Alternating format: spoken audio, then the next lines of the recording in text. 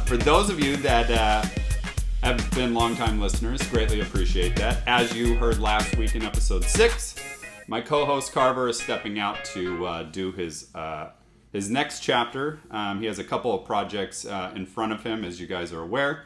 So we need to keep our thoughts and prayers, best wishes for Carver as he's starting the bus ministry as well as the new show with Julia. So we wish him the best, and hopefully in short order we will have Carver back on the show. So looking forward to that day.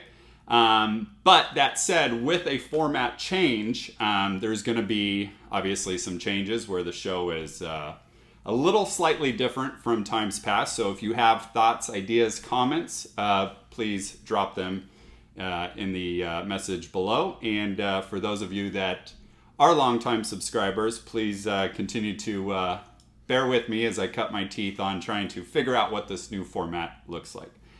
So in today's podcast, we will be discussing relationships in a romantic setting blessed by God. So that said, I would like to introduce my company, Pastor Ryan Argue. Thanks, my man. Welcome, Ryan. Appreciate it. So great to have you jump on the first episode here. Yeah. And for those of you that do not know, Ryan is the pastor of Motel Church. Motel Church is the ministry that I joined back in January of this year. And before we jump off on Motel Church, Ryan, outside of that, is actually a very good friend of mine. We've hung out many times outside of Motel Church, and you're just a good, God-fearing man, and I love you, brother. That's horrible at tennis. Yeah, well, I wouldn't say horrible, but he does everything else exceptionally, including golf, so you're a good man. Well, Ryan, just to kind of give the folks at home just a little background on you, can you just give us like a quick little 2-minute synopsis on where you grew up? Sure. Childhood? Yeah, so pastor's kid, grew up in the Bay Area.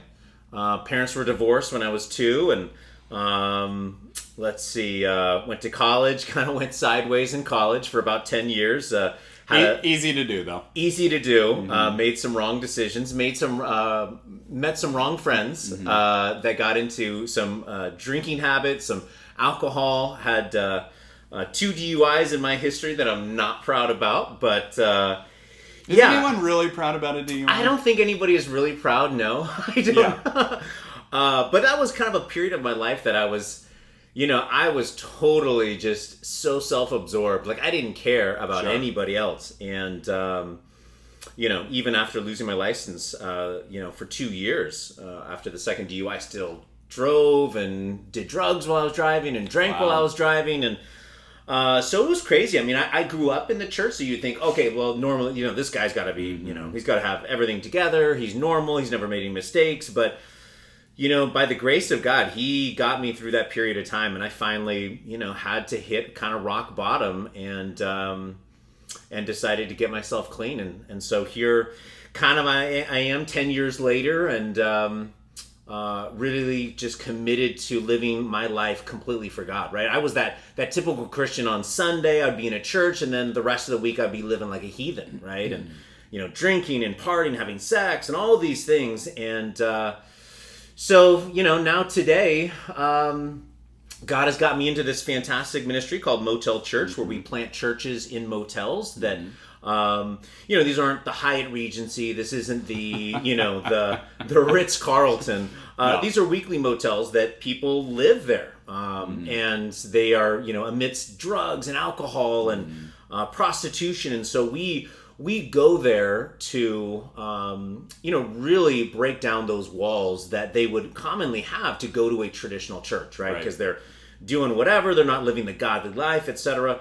And so we say, hey, listen, we're going to plant churches where you are and let you know that God loves you no matter what kind of lifestyle you're living. Yeah. I remember my first Motel Church ever in January. I got partnered up with Gloria, who subsequently happens to be my girlfriend. Yay, Gloria. Yeah, she's a rock star. And I remember Ryan kind of giving me the synopsis on what is involved and what you could potentially see. And of course, God works in mysterious ways. And that very first time, I think it was like the third or fourth door we knocked on, there was 3 guys in a room, all tatted, pierced up. You could tell that they were on drugs or had been drinking, and you could see one girl in that room.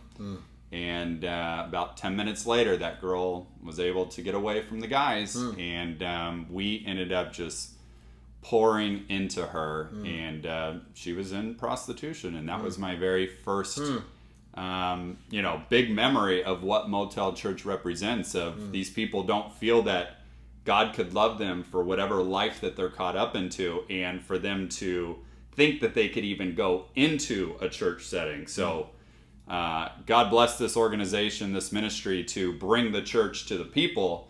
And, I can't say in my, 6-7 month time of being a part of this that I've brought someone to Christ, but I can tell, I know I've made a difference, and that's just the love that Jesus has given me that I'm showcasing to these individuals. So, so with that, obviously the pandemic played a little bit of a challenge in what Motel Church was holistically, but since then it's morphed into more of a care box kind of ministering at the door, so to speak. Yeah, so Saddleback Church provides care boxes full of personal items, food, resources, and even just the basics that somebody living in a motel just to get a can of peanut butter is so thankful for, because oftentimes their life has hit rock bottom. So our volunteers go door to door, pray with individuals, meet with individuals, and we minister to the people there. And but as a result, what happens is you end up getting ministered to yourself, because you realize, wow, the dilemma of buying $100 jeans really pales in comparison when I see somebody that doesn't even have $100. Right, well said. So, you really have the perspective of saying, for many of us that may be even watching, we live in a bubble, and that we are so just not really attuned oftentimes to the realities that other people are dealing with. So, yeah. Very well said. And then long-term strategy is to get more back to like a church service. And I know you're starting to implement that at the Key Inn and Suites in Tustin. Music, and you're giving some kind of a message or a Bible study. Is that? Yeah, so the original plan of Motel Church is to take it from 3 stages. One is where volunteers, the outside is coming in and helping really support it. Number 2, just like any church, you're trying to get people. Stage 2 is get individuals there at the motel or your traditional church to get involved in the service, to be the greeter, to be the coffee person, to be the donut person, etc. And then ultimately, stage 3 is that the volunteers are taking more of a backseat role, that the church is being really sustained by the individuals and families who live at the motel. So we put on a full service. We typically would serve breakfast. We have a time of worship, and that really becomes the church, right? So they don't have to go to another church, or they don't have to think like, oh, this isn't real church. No, this is church. This is your home church. This is your home community. This is your home pastor. This is your home families and friends that you can go and minister to. So that's kind of the goal, overwhelming kind of long-term for Motel Church, and we're getting there one day at a time. And it's worth noting, like, a lot of these folks that are living in a motel, these different motels, typically don't even have cars. So if they wanted to go to church or they wanted to watch church online, it's very difficult to do because, they're not rocking iPads or having cars to get there. So great ministry. If any one of you is interested in it, please comment below, and I will reach out to you specifically and get you connected to Lily Stein, who's our coordinator. We'd love to have you out there, and it's a great ministry, very rewarding spiritually, and the love that you can showcase to everyone else is just totally anointed by God. So appreciate you doing that. So Ryan, thanks again for jumping on in here. And for the record, not an easy topic today. Not an easy topic either, but Carver, I can see why you didn't come today, because it was such a softball of a topic. Yes, yeah. Just lightly. By the way, lightly. We're going to talk about sex. Underhand softball right into the mix there. So, so I do want to preface that when I shared the news with Ryan of my co-host stepping out, he's like, Jeff, I would happily jump in and help support you until you figure out what this new format looks like. So Ryan, Thank you. God bless you, brother. Thank you. Thank you. So today's topic: what is acceptable before God in a premarital relationship? So we're really focused on the romantic setting. What would be blessed by God? What would God not be happy with ultimately? And we have two God-fearing men here. We want to do what's right by the Lord, and we also want our relationships that we're in to be blessed by God, because when it's being blessed by God, the lights just turn green and things work and things are holy. So first kind of topic is, I'll give my backstory. Gloria and I, who I met in Motel Church back in January, we became friends. We actually had a group friend that we called ourselves the Meme Team. And Lily, when you do watch this, you will appreciate this.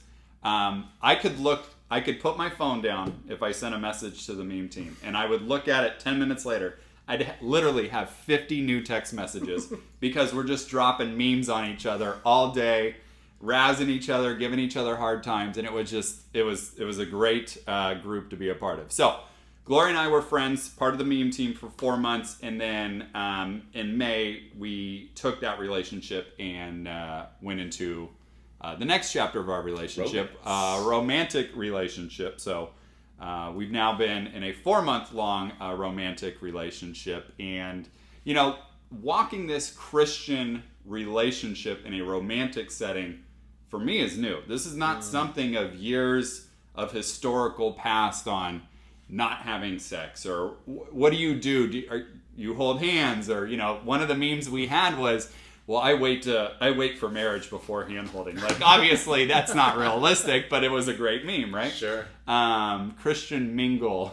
Yes. I think was the Tingle. Christian Tingle. Yes. The dating app. Thank you for correcting that. Yeah. It was kind of a spoof, like a SNL spoof on, I don't know if it was SNL, but anyway, so we just wanted to kind of talk about different things that God will bless, and things that us as God-fearing individuals, how we walk through that particular relationship. Ryan, before I jump on board, do you want to give a quick little recap on UND? I've been, myself divorced, so I think I probably know every way to screw up a relationship, and especially when it comes to sex and all sorts of other stuff, intimacy, but God has blessed me with a wonderful woman, Deanne, that I met online, and we've been walking out our relationship for about 3 months, and it has certainly been a struggle for sure to commit to a godly relationship in every aspect of our relationship, right? So we're both really in that same kind of boat of, this is our not our first ever truly walking with the Lord relationship, but giving that more attention than what you probably have in times past, of making sure you're putting God at the center of your relationship, and then everything else kind of behind that. So that said, this has been new, and I guess challenging is probably a fair word. Obviously, I know how to screw up a relationship probably better than Ryan does, for sure. And that physical connection is a big thing. And, physical love, the 5 love languages book is out there, and I've read that before. But physical love is a big thing, and especially to a lot of people. For me, it's like middle of the pack of what I need, but, plenty of other partners, that becomes very high on the list. So sure. It's a fine line to walk of, you want to appease your partner and showcase love the way that they feel loved, but at the same token, you don't want to do it in the aspect of it being frowned on by God, or not acceptable to God, so to speak. Mm-hmm. So the first thing is making out. And I know this is a hot topic in the church, because making out can be perceived as sexual in nature. Obviously, you're taking what is love and showcasing love, and you're turning it on turning it on its side, so to speak. Here I am. We're not even like 15 minutes into this, and I'm already getting stumped on my own words over here. Good, clean fun over here. Is it getting hot over there? Yes, it is. Someone turn on the fan, please. Yeah.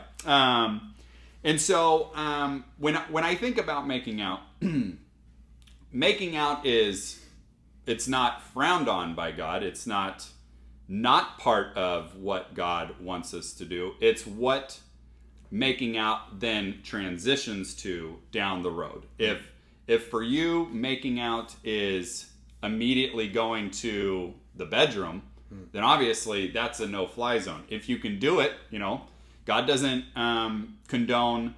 God doesn't say you can't drink, but if drinking takes you to drunkardness, then that's where God that's not accepted by God.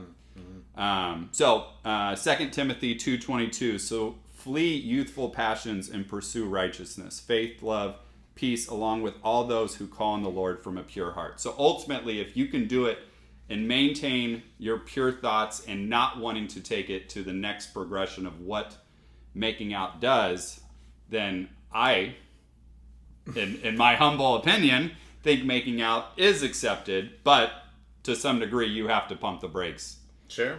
Well, it's tough because, especially too, you've got this, like I said before, I was going to church. I called myself a Christian back in the day, and I was living like a heathen. Like when I got my second DUI, I still swore that I was a Christian, right? And I was going to church and doing these things, but then I figured to some degree that it kind of gave me a free ticket to do whatever I wanted. And so, and especially when it came to relationships, sex was just something that you did. It wasn't... because it was so accepted in culture. It's so just, you see it on movies, you see it, flaunted around you, etc. I mean, sex is everywhere, Everywhere, right? yeah. So, it's on billboards. It's on billboards. I mean, you see it everywhere. And so, but, I think it's calling myself a Christian, though when I looked back then at the type of Christian I was in terms of maturing in my faith, I wasn't very mature, right? I wasn't reading my Bible. I wasn't really all in. I was kind of 1 foot in, 1 foot out. I did what I felt would appease God on Sunday for about an hour, and then I felt, well, that kind of gave me the right to live how I wanted when it comes to relationships and everything else. That's your hall pass, is that 1 hour at church, right? Totally. Well, and I think that many people think, okay, well, that's what God wants, right? That my walk with the Lord is, He just wants that hour. Okay, great. So then check the box. Check the box, and then I can do whatever. So, having sex, honestly, before, I would typically have sex with women, first, second time, third time out, right? Yeah. I mean, it was just something that came along. So making out was just kind of, step one on getting to that end, which, again, was just kind of the way that I lived. And I really wasn't looking at God to say, yeah, I want to honor you in this. Right. I wasn't really even thinking about God being in this. Yeah. It was just about what can Ryan's needs get self-serving. Yeah, totally. Yeah. Totally. So making out, I think it all depends on kind of where you're at. If your faith, if you're just kind of starting off, this might seem like no making out. This might seem like, oh my gosh, that's crazy. Or, whatever. It's all about kind of, where do you want to honor God in this? And, committing to not having sex has not been something that I've done just like that, right? That's taken years of maturity and growing in the Lord. But I've recognized now that making out in the wrong context can lead to some temptations and, things going wrong. It's the foothold into what that carries on. And, back to this verse, so flee youthful passions, flee from it, don't bring it in, pursue righteousness. So if it's going to put you in an unrighteous mindset, then yes, you should probably stay away from it. Righteousness is not having sex before marriage. Doing it is not pursuing righteousness. Right, exactly. That's pursuing selfishness. What Ryan's mean. Yeah, selfishness. Right, exactly. yes. Exactly. Love, peace at heart, along with those who call on the Lord with a pure heart. When I am tempted to do evil and sin, it is not from a pure heart. It never is. It's all about what I can get, what I want. And that really is the last thing that I should be looking at in terms of my partner, right? Is just looking at this person as an object. And that is really what that person becomes. What sin and Satan wants you to do is just look at it, gratify yourself. Don't give this person any feeling or emotions or honor or love, which is completely contrary to what God says. And love is loving one over oneself. That's what the real definition of love is putting their needs in front of your own needs. Totally. So by definition, it's not even love. Yeah. Totally. What about sleeping over? This is if you're going to stay at someone's house but not go into the sex category, is that acceptable? And I think it kind of goes back to the original, topic of making out. Sure, you can do it. And, I have a 2-bedroom apartment. I could have Gloria, sleep in the studio. I don't know. We haven't, but, in my mind's mind, I think that temptation is too great and too easy for me to then, that foothold, Satan gets a foot, and then it's 2:00 in the morning and I'm weak and I have no, I'm not thinking up here, right? Mm-hmm. So for me, I know that could be very challenging. Any thoughts on that? Well, I mean, I think all of these ones are, I kind of look at these of like, how close can I get to the fire without getting burned? It's like, wow, okay. How close can I get, right? Because all of these ones, you're like, okay, well, making out, that's innocent, right? That's innocent, and, what harm is that? And you might say, okay, well, making out's no problem. Sleeping over, yeah, I mean, it's 10 o'clock at night, Yeah, it's a long drive back to LA. Yes, exactly. You start to rationalize the behavior in yourself. What harm will it be? I'm sure we'll be fine. I won't have any problems, etc. Quite honestly, that is myself trying to talk myself into that situation because I know I am not going to stay in that bedroom. No. I'm going to want to be there with her. And actually what I'm going to do is, because I've justified making out, now that she's sleeping in the other room, I'm going to go make out with her and then I get myself into problems because she's in the same place, right? Yeah. Fire meets more fire. Totally. But that's what I think, for me as a man, and probably just as a straight human beings, that we want to try to get so close to, with how close can I get without being, we love the gray. We love the gray. No doubt. There is white and there's black, and we know that, right? Okay, black, you screwed up, you shouldn't have done that, etc. But there's this like gray area between where white becomes black that you're like, that's where oftentimes for much of my life as a Christian, I quote unquote Christian, I'm like, oh, you know what? What's the harm in that? Mm-hmm. What's the harm in that, right? We may not have slept together and have sex, but we did other things. Right. I put my hand someplace, I put my mouth someplace, and how, was that right? We didn't have sex. Yeah. So we're okay. Yeah. You know what that reminds me of? What's that? People Clinton. Oh, God. I did not have sexual relations with that woman. With that woman, yeah. Sure. Well, and that's what most people say, well, it's not sex. I'm not having intercourse with her or him. Right. So it's okay. But I can do everything else. Yeah. That's just a really slippery slope because, we start talking about all these different things and loving God, loving your others, is about that. It's not about my own selfish desire. So if my selfish desires are taking place of either one of those two, I'm not looking at that relationship clearly. Yeah. I'm looking at that person and saying, well, hey, sex was great. Right. I like this person because they do this, or I like that person because this, or what have you. Rather than looking at them objectively and saying, God, is this really the man or woman that you want me to be with? Yep. Does this person make me more like Christ? Are they drawing me closer to Christ or further away? Right. And seriously, for much of my relationship I had with wonderful women, I was the biggest loser because I would say I'm a God-fearing man, and then I would then tempt them to have sex, and we would do it, and it would totally destroy the relationship. Yeah. And I would look at them and say, "Oh my gosh, we failed. This is horrible." And I would break up with them. Admittedly, I would break up with the women because I was like, well, now we've just messed up, and so now it can't be blessed. No coming back. Coming back is what your lens was at that time. Right? Totally. Yeah. And that was so selfish. That was so selfish. Now, again, granted, that may not necessarily be everybody's situation, but we all have this conflict that happens when we are wrestling between honoring God and then the battle with our flesh. Yeah. And how, okay, I've messed up here. Can we make this relationship good? How can we restore this? Is it restorable? Yeah. Is it restorable? Mm-hmm. So, those are struggles that many of us, I'm sure, have. We all have it. Where is this line? But again, what's really that motivating factor? Yeah. Well, I have a plethora of things to cover with that. One is, God doesn't play semantics. It's very much right or wrong. There is no gray, right? Yeah, right. One of my old friends' mother used to tell me the road to hell was paved with good intentions.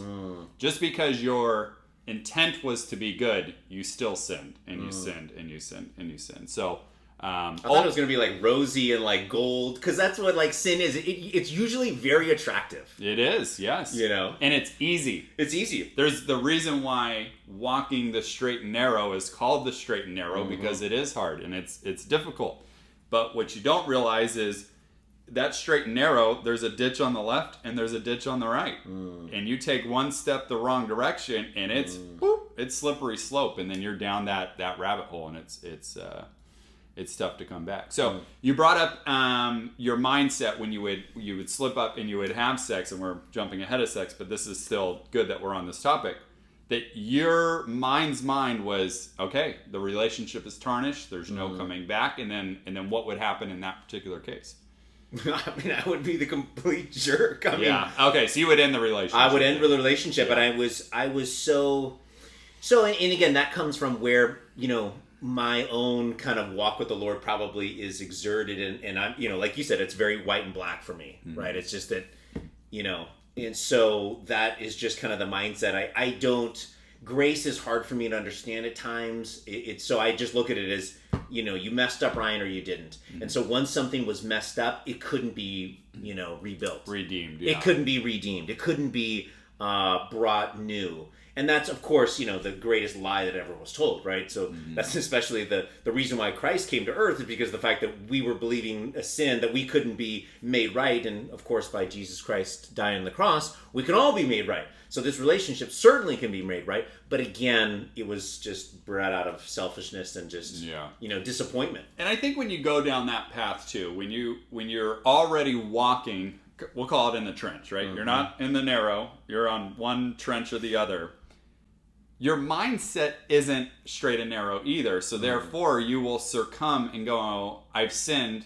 It can't be redeemed. It can't be rebuilt into the blessing that God wants to give this particular relationship. Sure. And that couldn't be further from the truth. Because, you know, we've all fallen short of the glory of God. And with Him and putting Him at the forefront of your relationship, all that can be rebuilt and redeemed. I mean, I have friends that have been in a married relationship, committed adultery, and they were able to reconcile their marriage, and how challenging that is for the other partner to be able to, well, forgive. You never forget, but forgive and still put God at the front, that this relationship can still be blessed and sanctified by Him to be unified as a partnership. Totally. Yeah. And that's so hard to do, because it's, right, because everything in this world is all about me.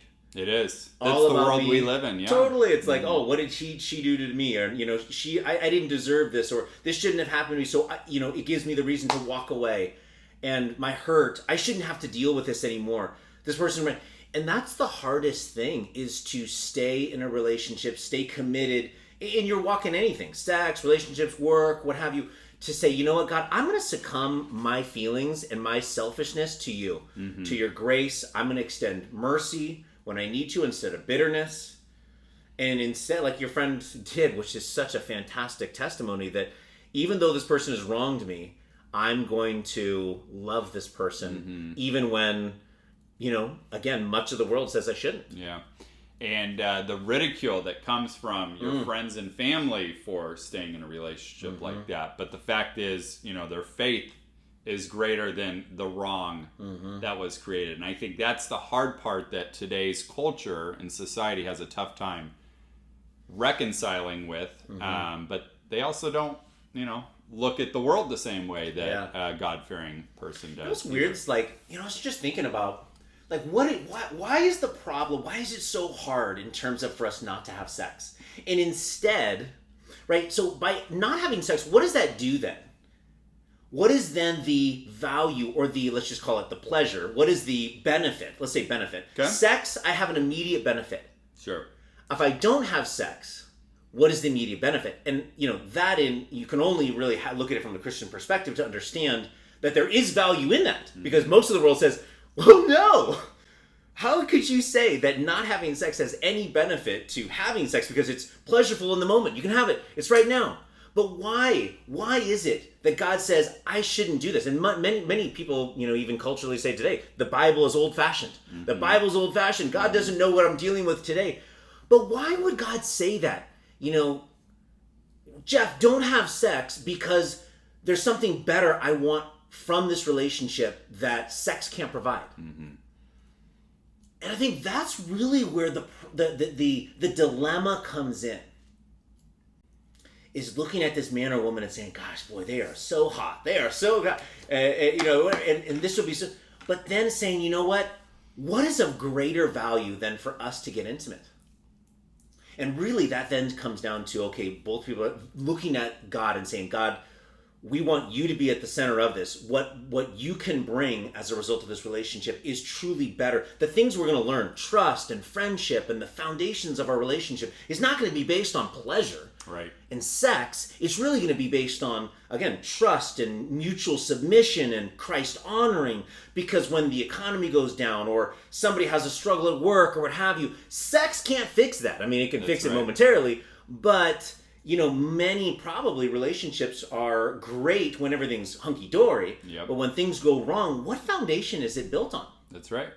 And I think we actually, we brought this up in episode 3 about what sex does and masks a lot of the red flags or yellow flags that you have in a particular relationship, because you turn a blind eye going, man, sex was good. I guess I can look the other way on this or that or that. And to your point, Ryan, that foundation never gets established because you're building your foundation on pleasure, which is very selfish. And God created sex to be pleasureful, yes, obviously, but to really be anointed and highlighted in the confines of a sanctified relationship, which is marriage.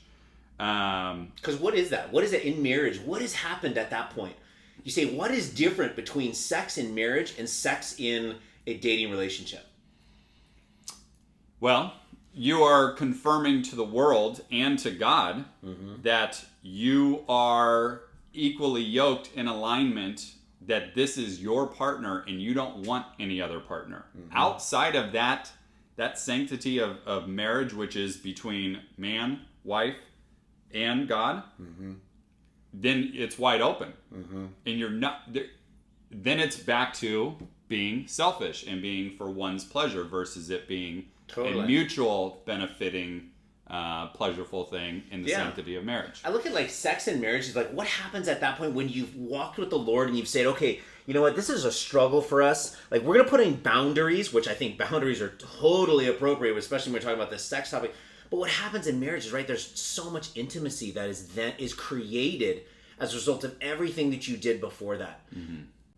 That's really what, how can I be the closest I can with another person is intimacy, is trust. And the sex that's created then in marriage is all about authenticity, intimacy, trust. It's sex in a relationship that boyfriend and girlfriend is not.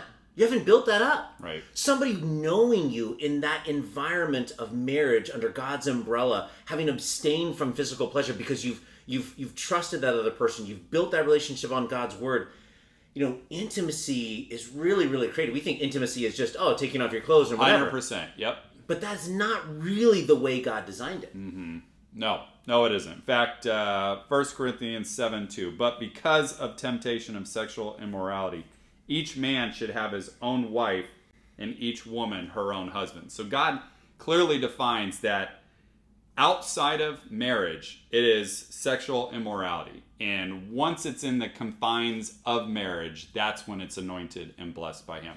And he made it for pleasure, but he made it for pleasure within the sanctity of marriage. I know you were telling me about that story when you were getting married. Yeah, so fun fact for the viewers, that's you guys. So Kim and I had already owned a house 4 years before we got married. It may have been 3 years before we got married. Semantics, though. And so as we were looking for a pastor to wed us, the very first question that came out of that pastor's mouth was, "Are you guys having premarital sex?" And then instantly, we're both sitting there like big old red faces. First? I'm like, he's a pastor. I'm not going to lie to a pastor, right? And so he immediately said, well, yes-ish. Okay. Now that you've called us out and we don't even know how to like look at each other properly, very uncomfortable situation for sure. He said, well, before you get married, whenever your wedding date is, then you guys need to abstain from having sex. And that was tough. And I think we made it more difficult because that veil had already been broken in times past. And then for you to then change what that new physicality or lack thereof of your relationship changes from that day forward, it was really hard. Was it tougher for one or the other? More so, would you say? It was tougher for me, for sure. Typically, I would think of the guys who struggle with that. Yeah, the guy puts a lot of stock into it. I mean, not that girls don't put a lot of stock into it too, but all the women are like nodding their heads, right? I don't know about you, Ryan, but it pops in my mind fairly frequently, and I don't know if that's just testosterone flowing through my veins or what it is, but it is how God made us. It's about once every 60 seconds, multiple times every 60 seconds. Yeah. So we better get you out of here before it gets too haywire. That's the too. People are talking about like, oh my gosh, oftentimes you'll be in a relationship with one person is stronger than the other person. Sure. And so then that's really can create a conflict, especially too when you're talking about, well, this person's a Christian. This person said they were a Christian, or he says he was a Christian. He goes to church, but they're not necessarily walking with the Lord. And again, that was much of my background was, a quote unquote Christian that wasn't walking it out. And as a result, you see these unequally yoked. Talks about that verse in the Bible. Do not be unequally yoked with, other people, because of the fact that God knows that is going to cause conflict. Yep. Because typically that the stronger person may give in to that person and say, okay, well, he's really wanting it so bad, I don't want to lose him. Right. So a woman might say, let's just have sex. That's what he wants. I don't want him to. He's such a great guy. He seems like he's so nice, etc. And so we'll make these compromises. Yeah. So the verses that you brought up, 2 Corinthians 6:14, do not be unequally yoked with unbelievers. For what a partnership has righteousness with lawlessness, or fellowship has light with darkness. And I think you brought this up earlier. It's kind of the true litmus test of, does your partner bring you closer to God or push you away from God, is like the true defining test of a pure relationship. Because if God is at the forefront, then you both want to do what's right by God, and then God then blesses that relationship abundantly. I always have to check my emotions. I'm like, why are you feeling this way, Ryan? It's so funny. You ask the why question, it generally talk about light being shed. Totally. Yes. Why are you feeling that? Why are you wanting to, do this action or go to this website or look at this movie that you shouldn't be watching it? And then I start to think, okay, well, that's insecurity is popping up, need for affection, all me focused. Yeah. And, especially too, again, sex. Why am I looking at my partner and stressing her out because I'm trying to tempt her? Again, insecurities in my own. It's all about me focused. It's not about focusing on God. Yeah. Now I've become the center of my world. That's right. And that's a dangerous slope to be on. And again, recognition is good. Okay, and that's usually the first step in trying to curb it. Okay, great. I'm being a complete idiot at this point. I need to, fall on the sword and humble myself. Yes, that's right. Gloria and I, we have this acronym that we use. We did not create it. Ooh, acronyms. Nice. We found it somewhere, or she found it somewhere. It's HALT. HALT. Okay. Hungry, angry, lonely, tired. If any one of those four are in your mindset, chances are you're not going to be spewing out or saying what is genuinely internally part of you. And I say that lonely part, there's plenty of times where I wake up in the middle of the night and I got to use the bathroom or whatever. I just wake up and I'm thinking about something and I'm lonely in the moment. And if the temptation was here in the guest bedroom, then am I really going to live a pure Jeff Kirk life in that moment? Chances are not. So I just try to avoid that temptation entirely. Oops, I came into the wrong bedroom. Oh, snap. Sorry, I'm cuddling and I'm Big Spoon. Sorry, I don't know what happened. Yeah. And you just gotta avoid that. Yeah. And that's not the life that God has called us to lead, right? He is, really at the fundamental part of it, going back to is like, you gotta believe that what God says is true. That God, He knows, He created all things, He created us, He knows what works, He knows what doesn't. So in His infinite wisdom, if we're going to trust Him with our salvation, if we're going to trust Him with eternity, okay, why wouldn't we trust Him with our relationships? And then as a result, looking at it and saying, okay, God, we're going to honor you in this. We know that you are going to refine us, make this better. Refiner's fire. Refiner's fire, that, our relationship is going to be better as a result of us abstaining from having sex than it is if we did. Yeah. And it's going to bring honor and glory to you, which is ultimately what we want to do. That's the toughest part about this whole thing, is relationships and life in general, is thinking of myself less. Yeah. Is being more selfless. Because in my sinful nature, I just want to think about Ryan. Yeah. I don't care about you. I don't care about the problems yet. I just care about me. And that it oftentimes exudes itself in relationships. And boy, tell you what, there's no better place for you to be refined into becoming more like Christ than being in a relationship. No doubt. And I will say, as a testament to my relationship with Gloria, I have never been closer to God prior to dating Gloria. I mean, there are things... And we talked about this in last week's episode, addressing the unaddressed, and how challenging that is to have a very difficult subject matter to bring up with your partner and or friend. And she calls me out when I am walking in the ditch and I am being selfish, or one of those halt characteristics are in front of me, and I'm like, my immediate thing is to be angry and defensive and like, who are you to tell me? But in reality, once I've had time to calm down and I eat a cheese stick or something, and that you're angry, the hangry calms down, right? Then all of a sudden I can look at it holistically and go, yeah, you know what, you're right.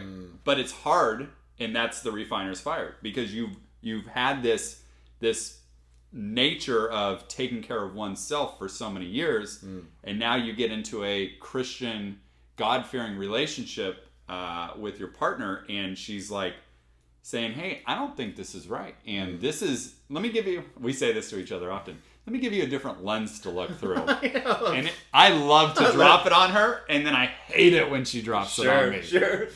By the way, this is how it really happened, or this is how your words actually sounded on the receiving end. Yes. It's crazy. And sex, like I said, these things, they can be damaging. These things can cause a lot of struggles, cause a lot of pain. Having sex premarital can form unhealthy ties to people that you do not want to be tied to, that is not God's best for your life. Yeah. 1 Corinthians 6:18, flee from sexual immorality, period. That's as black and white. There's no room for gray in that. Every other sin a person commits outside of the body is sexual immorality. Person sins against its own body. So it's almost a direct violation of your body to have sex outside of the confinements of marriage. Totally. What does the word say is that your body is a temple of the living God. That's right. And I'm like, sometimes I have that person like, wow, would God really, if God was sitting right here in that bedroom as you're sneaking in to sleep and spoon with Gloria, what would he be thinking? And sometimes we think like, oh, God's not seeing. God sees everything. And our bodies are even a temple of his Holy Spirit. Yeah. Do I want that temple? Do I want God to be engaging in or be a part of something that is not bringing him glory? That in its own right is a little like out of body, like mindset to think like, here it is, you've harnessed this body for 39 years, for 42 years, to just think all of a sudden, or to come to this conclusion that it's not Ryan's body. God gave you the body that your spirit is in, but it's his body. So if you are going to go and commit non-pure things, you're committing those non-pure things to your own body. Yeah, and that's right. That's a tough thing to have to kind of like mentally wrap your brain around. 1 Thessalonians 5:2, abstain from all appearances of evil. Another very black and white thing is like, if you think that it is not pure, then chances are it's not pure, and it is not going to be condoned by God. He doesn't say some evil. Right. From all appearance of evil. Yeah. It's like, oh, it's on Netflix. So that won't cause our relationship any struggle. That won't cause me to have any temptation. And it's called Netflix and chill for a reason. So all the more reason. You want to binge watch Netflix? Yeah. We know what that's code for. Cuddle up on the couch. That's right. Yeah. That's right. Yeah, exactly. So I wanted to kind of circle back. You were saying, why does one look at something online or go to a particular movie that isn't right? Is there a particular movie in your mind that is like, you know that you like this movie, but you don't want to talk about this movie? I don't know that. I'm gonna tell you my movie here in a second. Okay, good. Please. When I was 13 years old, my buddy had this movie called Roadhouse. Okay, yeah, I remember you seen that. Roadhouse? Yeah, Patrick Swayze. Yeah. And there was this one scene where some girl gets up and she's singing and dancing and her top comes off, and I just remember mouth wide open, eyes bugging out of my head, and I'm like, and I know. So when you brought that comment up about movies that you shouldn't be watching, like that's one. It's like once it goes down that path, then my brain is often completely in the ditch, and I know it's hard to get back on that straight and narrow. So well, it's tough. You see, we talked about earlier, sex is everywhere. Movies, I can go and watch something that's going to get me, all hot and heavy, right, so quick. But we really, I think we forget what putting those thoughts and images in our brains does. Yeah. And especially too, you talk about porn, you talk about, things. Men begin to start to put this image on what a woman is and should be, right, and what she should be doing in sex, or what she didn't be doing, or what are these things.